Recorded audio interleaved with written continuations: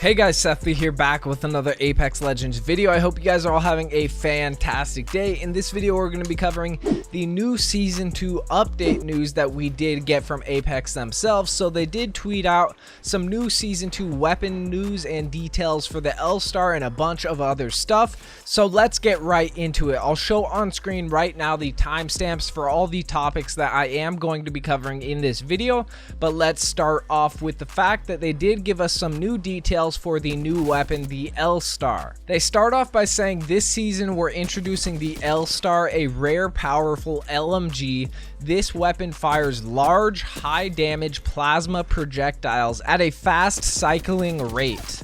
The L-Star is joining the Mastiff and Kraber in airdrop packages, and quite frankly, it's a beast, they say. Then they go on to give us some details about the bullets the L-Star does fire.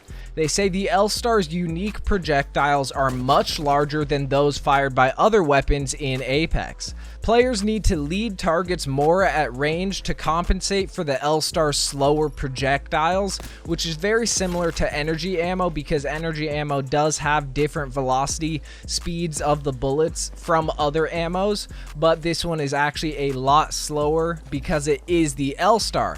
But they say on the flip side, they don't have to aim quite as precisely to get good effect on the target, which makes me think there might be some splash damage or something like that. Then they say all this plasma fueled power comes at a price. The L-Star will overheat if players hold the trigger down too long. When the L-Star overheats, its lens breaks and needs to be replaced, which takes some time.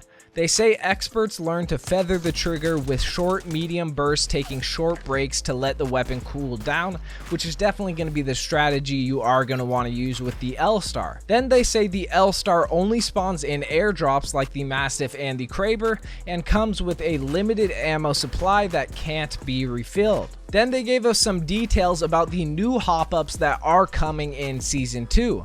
They said this season they wanted to bring up the low end of the power curve a little and increase situational viability for lesser used weapons and create more interplay between weapons. So they created a couple of new Hopups. The first one is called Disruptor Rounds. Disruptor Rounds actually increase shielded damage, and the Disruptor Round Hopup goes on the Alternator and RE45. So it does look like those weapons will be better with doing damage to people who have shield when you do have that Hopup, which does sound pretty cool.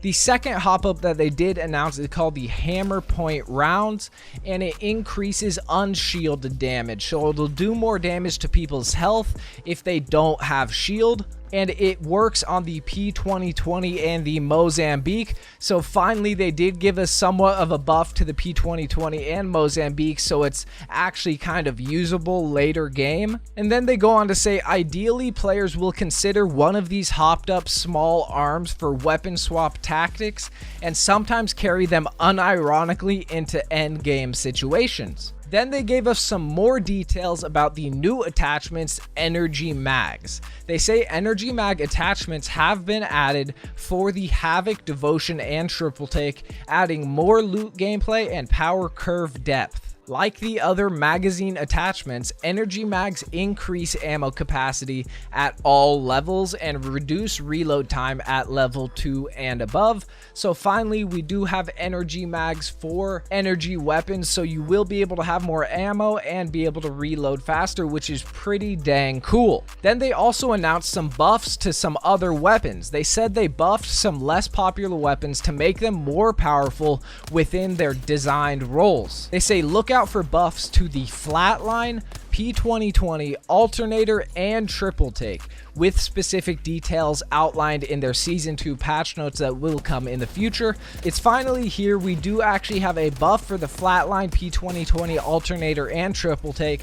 I've thought for a while that the Flatline needed a buff, as well as obviously the P2020, so we can look forward to that in Season 2. On to the next topic, which is Arc Stars.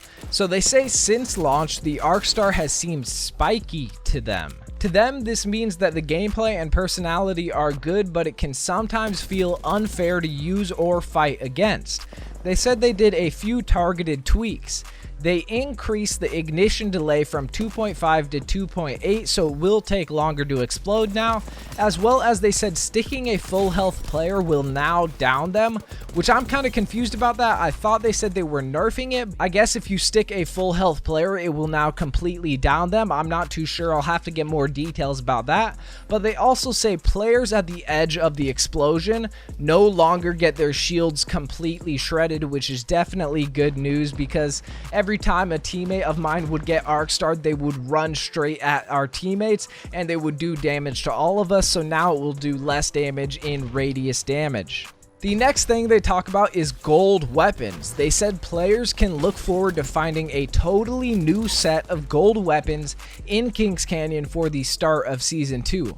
Look out for the final list in the Season 2 patch notes. Now, I'm not really too sure what this actually means. They said gold weapons and totally new set of them, so multiple of them. I really don't know what they mean. Maybe they're referring to the L-Star and how it will be with the Mastiff and Kraber in airdrops, or maybe they're referring to the fact that you can get gold weapons out of those little robots, so maybe we can get a gold Mozambique and P2020 now. I'm not too sure about that. The next topic they go over is the ammo stack sizes. They said Apex players need to strike a fine balance between loading their backpacks with ammo and holding other items for emergency or utility purposes. They said in a couple cases they felt that the stack sizes weren't well balanced, so they tweaked them.